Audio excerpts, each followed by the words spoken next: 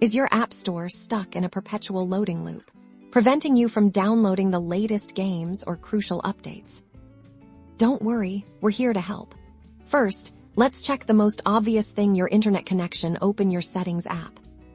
Tap on Wi-Fi and make sure you're connected to a stable network if you are. Try turning Wi-Fi off and then back on again if you are using cellular data. Ensure cellular data is enabled for the App Store in your settings. Still no luck? It might not be you sometimes.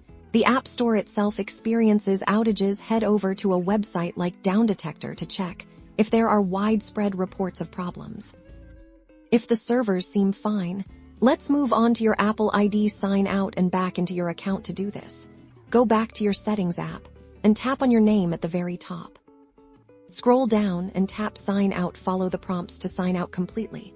Then sign back in using your Apple ID and password. Okay, last resort before we get drastic, it could be a software glitch.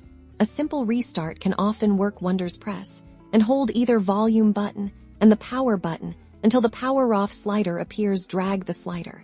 Then wait 30 seconds for your device to turn off. To turn your device back on, press and hold the power button until you see the Apple logo. If none of these steps worked, you might need to consider updating your iOS software or contacting Apple support for more advanced troubleshooting. Hopefully, one of these solutions got you back in the App Store.